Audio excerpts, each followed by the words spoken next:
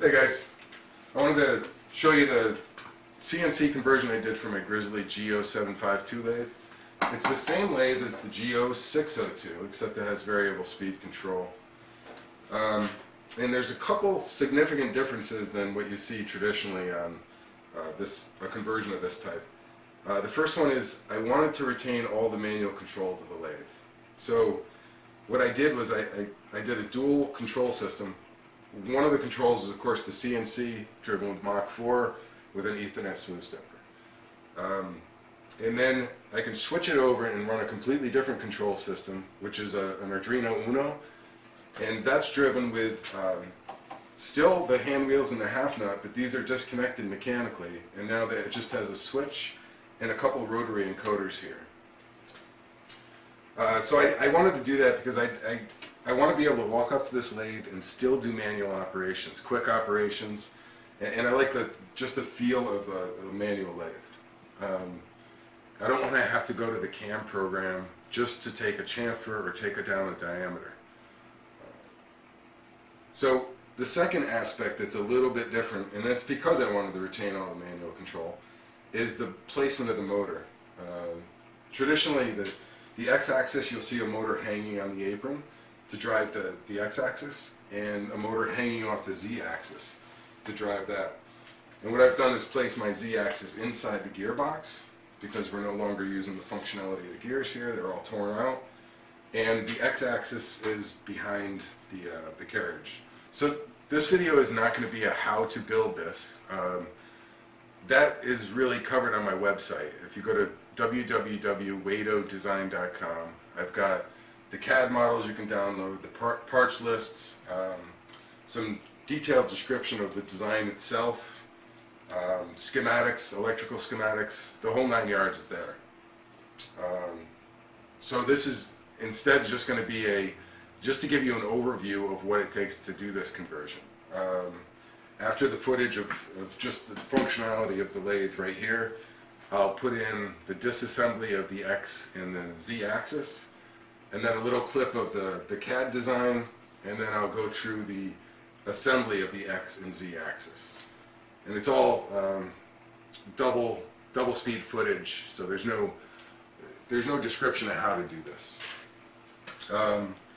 So for the CNC, I have it switched right now to CNC. I have a changeover switch, which will change the controllers. So right now it's on CNC, and I'll run just a small routine. There we go. So it's the CNC conversion at the core is a couple ball screws on the X and Z axis, and I use clear path servos to drive these with a belt pulley arrangement. I started with steppers, but I had a little bit of problem getting those to run with the Arduino program. ClearPath steppers come with a library for the Arduino UNO, which helps the control of them. So I switched from the steppers to the servos, and I'm glad I did because they're much quieter, and I like these ClearPaths.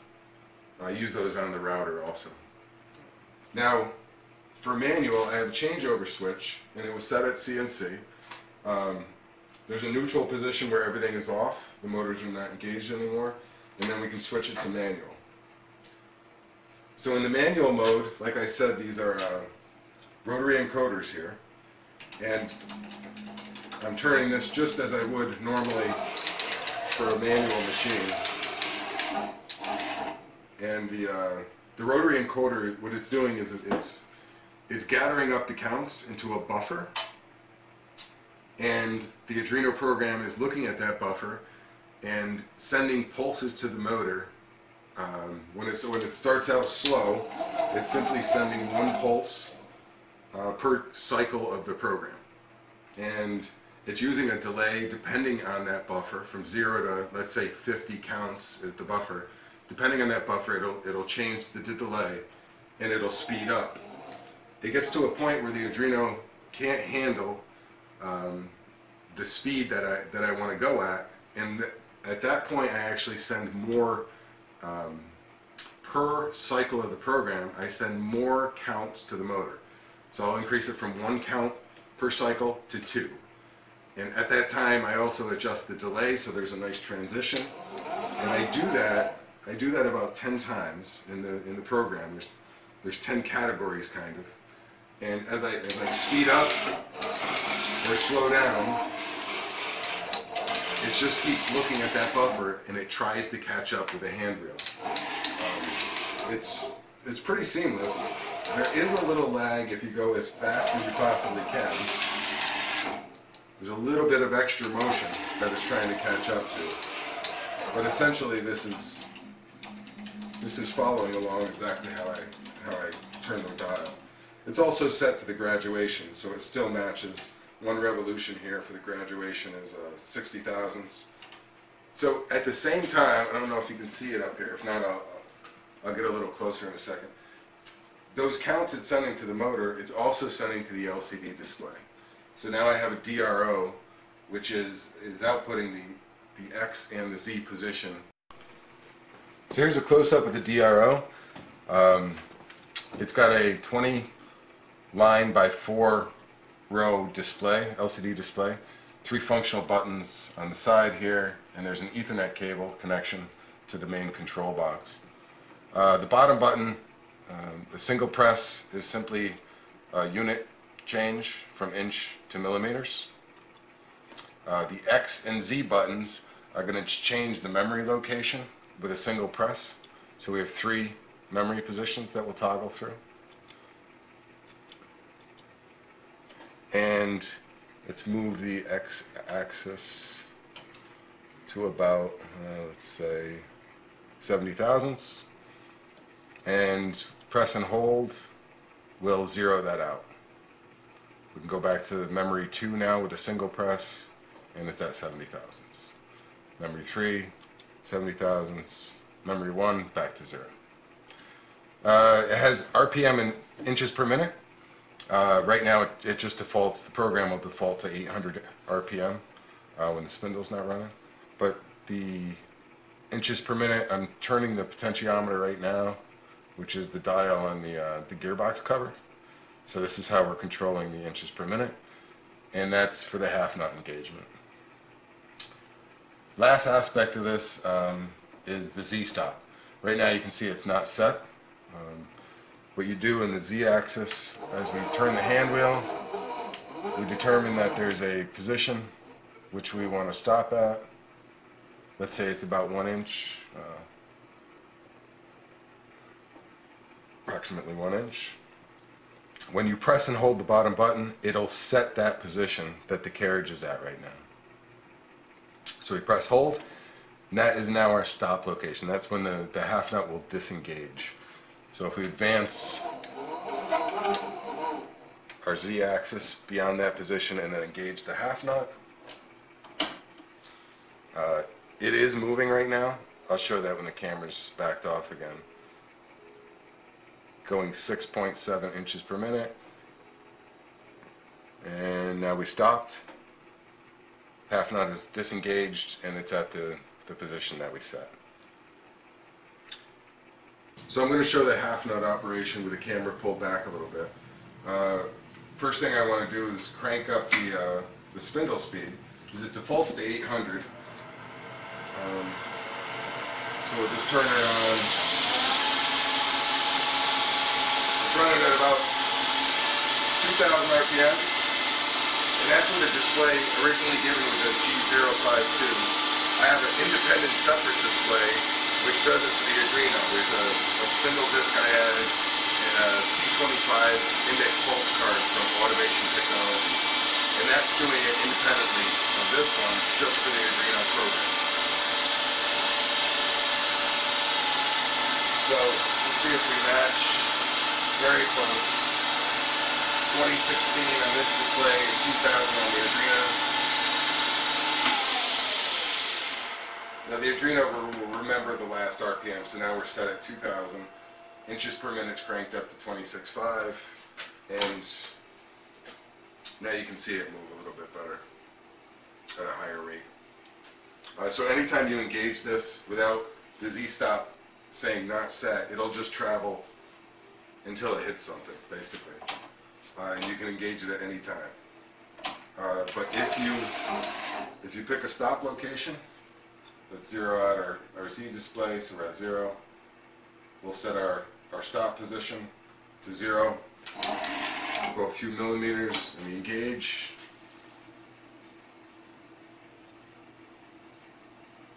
And it disengages right at 0. So one last thing, the Arduino program. It was a monstrous undertaking for me.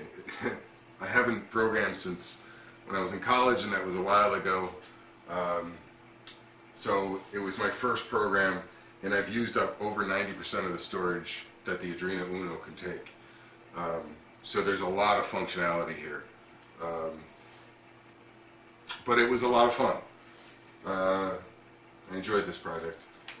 Like I said, everything's on the website, www.wadeodesign.com, including the electrical schematics, the CAD models, parts list, price lists, you name it, it's there. If it's not there, contact me on the website. Drawings are not on there. I have the drawings, but I haven't posted them yet. I possibly will do that in the future. So that's about it. The rest of the video is just of the disassembly and then the assembly of the lathe, just to give you an idea of the scope of this project. It's not really a do-it-yourself, kind of step-by-step thing. But I hope you enjoy. Ciao.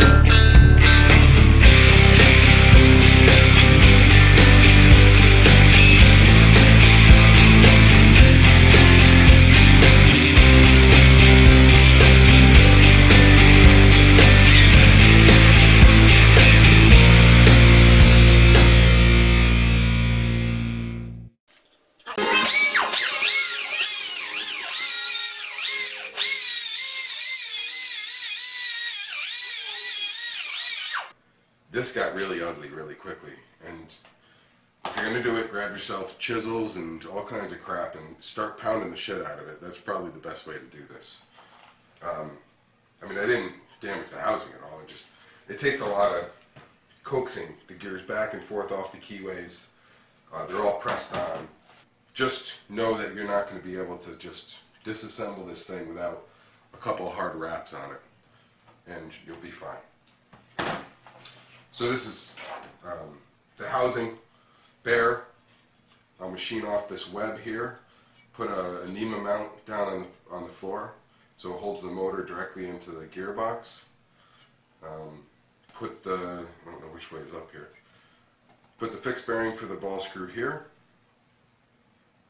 and it'll attach to the NEMA motor with a belt and pulley, and then put it back on. It's a good part.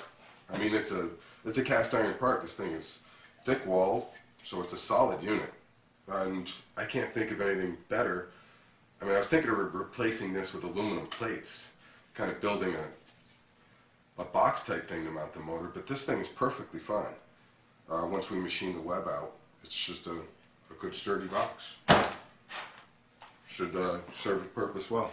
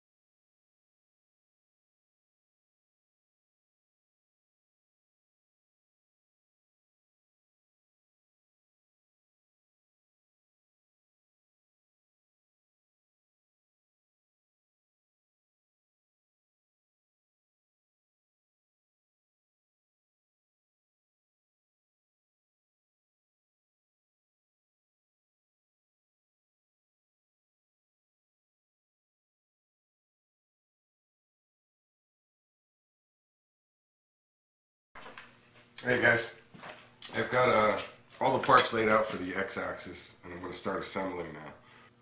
Point out some parts, and then get to assembly. Try to do a little time-lapse video, see how that works out. I think the x-axis NEMA motor mount, most of this is all cable guarding up here.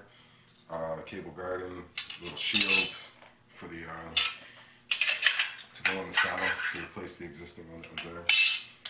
The hand wheel mounts, the hand wheel itself, the original, the cross slide, did some modifications on that, just some new holes and everything. The original gave a course and everything. Most of the parts are still there. The ball screw, the Masumi ball screw, modified. Yeah, fixed bearing. The tool post and the phase 2 tool post, quick change. Pulleys and belt for the x-axis. The electrical components, got the encoder. It's going in the hand wheel here. Cable for it, and the NEMA motor. I've got like 5 of these. 2 of them are probably junk. They're all eBay specials, but we'll check this one and see if it works. So let me set the, oh, one more thing. So it's on the website, you can find all this documentation, but this is the assembly drawing for it. And yeah, usually I don't put a full-fledged assembly drawing together, but I figured I would for this one. And parts list. So here we go. Alright, we're going to start with the encoder assembly, the hand wheel.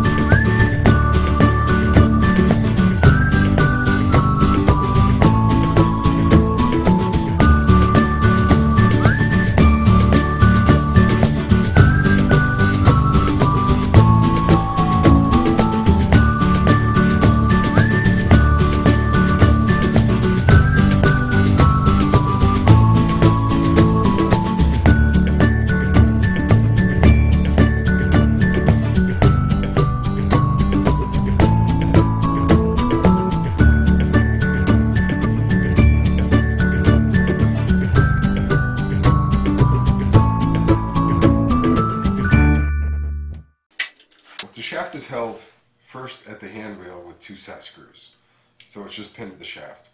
The shaft then goes through the encoder, and then through the split bearing here, and out the back end with a threaded end of the shaft.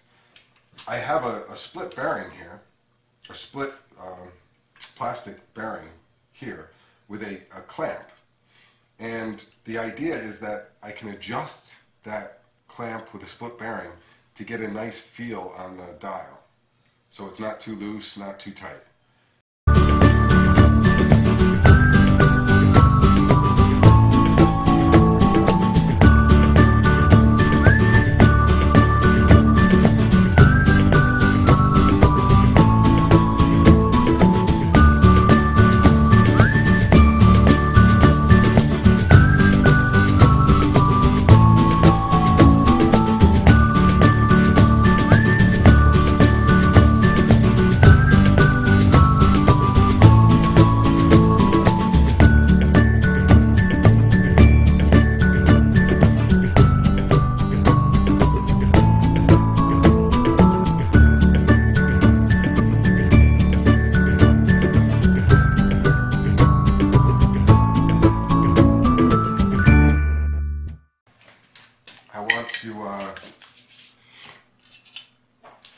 Put this guy on, which is simply the guard.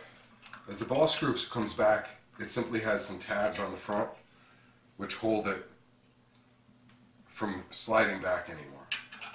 Okay? As it comes forward, the ball screw comes forward, it's going to make contact with this shield and get pushed forward. And it's going to ride actually over top of this assembly, the hand wheel assembly. This is ridden all the way up to the up position. And then it starts to retract. And what happens is it stays in that up position, which is fine, but it doesn't start retracting until it hits the back end. It'll hit the back end now, and now the cover starts to retract. I don't want that. I want it to actually start retracting as soon, because I don't want this hanging over the handle sometimes. And you have to, if you have the Grizzly, you'll know this. You have to, sometimes you just push that back. Every once in a while you'll see yourself pushing this back. So what I'm going to do is I'm going to put a magnet bonded to the front side of this little tab. I have a small tab. I don't know if you can see that. So that when this starts to retract, it's going to pull it back automatically until it hits the front end.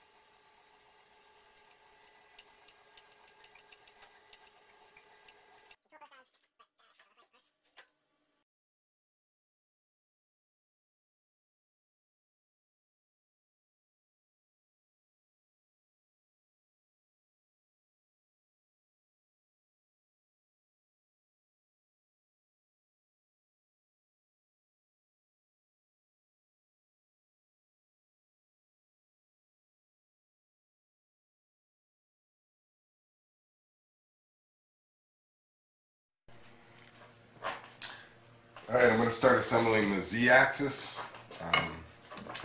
these are the parts required to get everything laid out. Of course, the gearbox, which is now going to hold the motor and the pulley set up here. It also holds the fixed bearing. The apron, which is now going to hold still the hand wheel, but modified with a few new parts to hold the encoder. And let's see, we're still going to retain the half nut locking, but we're going to replace it with a switch. So when the half nut locks, It's actually going to be engaging a switch, which will tell the Arduino to move.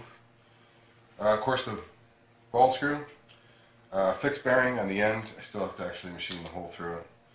I was waiting till I had the old unit disassembled so I could take some measurements, and then we'll machine that. And that's about it. And then the cover plate for the gearbox, which I haven't done anything to, but it will eventually. For now I'm just going to keep it the way it is, but it will hold the switches to turn either the Arduino on or the CNC computer on. It'll switch between the two, and it'll also have a variable speed for the feed.